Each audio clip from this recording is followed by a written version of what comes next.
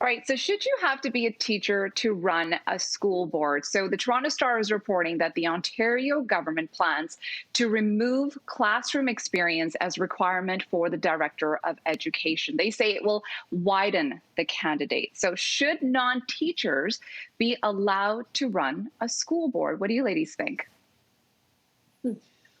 So the way I'm approaching it is that they are looking for a CEO of the school board. So someone whose experience with managing an education system is really important. I understand why people have concerns. Ideally, of course, someone should have had some classroom experience, but there are other industries in which you don't have to have done the thing to be able to do the management of the thing. I'm thinking about basketball, for example. So probably, arguably, the most successful sports franchise in basketball, at least in terms of winning titles, is the Chicago Bulls. They have 6 championship titles. Their general manager for those 6 championship titles is a man called Jerry Krause. Jerry Krause was not a basketball player, did not play professional basketball, did not excel at basketball in high school, but he may not have made popular decisions for a lot of people, but if the goal is for the organization to win, they have 6 rings.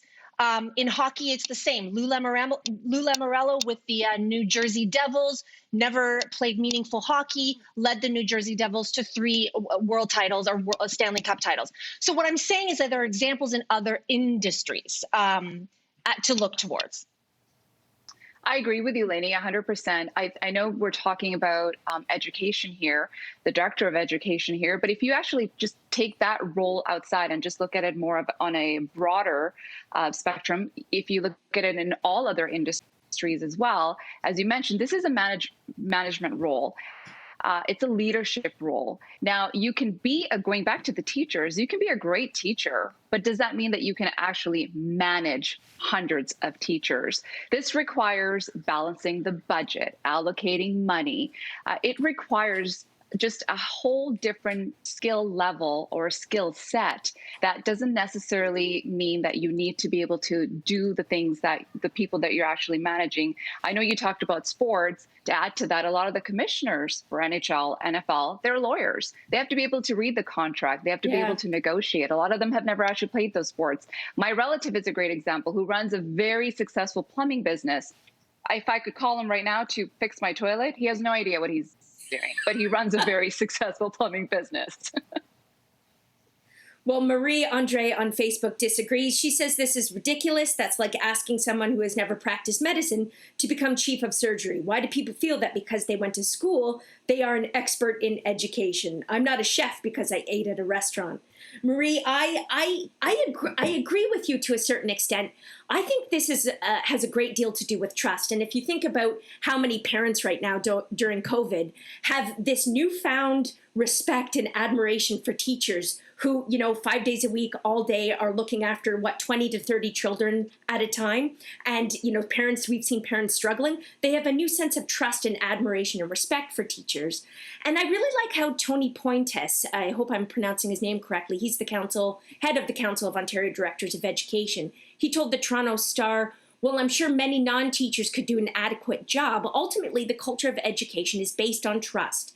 And it is based on respect for that leader. And it's hard for that leader to have that trust and confidence of staff if they have not experienced what it's like in that classroom."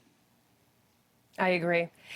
And like you said, Jess, like I've always had respect for teachers. My parents were both teachers. I think that's one of the hardest professions. And I have a newfound respect after having to try to homeschool my son, and it was not a success. I think if you don't know what it's like to be on the ground level, what it's like to be a teacher day to day, I think a piece gets missing from the whole structure. And it's really easy to sit up on a high concept horse, and theorize.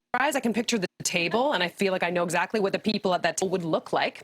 And then the be, well, what we should do is blah, blah, blah, blah, blah, blah. And I mean, we're already seeing that with government. And Stephen Lecce, I'm looking at you. Like, we're the only ones who really truly know what's actually going on in the front lines are teachers. And I think this is a bit of a slippery slope as well, because schools are becoming more and more like businesses. Like, Lainey, you mentioned that. That kind of concept actually kind of worries me a little bit. And perhaps even more frighteningly, I wonder if politicians could be, behind the scenes quietly ushering in their people into certain positions to see more and more of their agenda. So I'm just saying, I feel like this is not a great line of thinking, and I fear we will see more strikes, and the kids and the teachers will both suffer.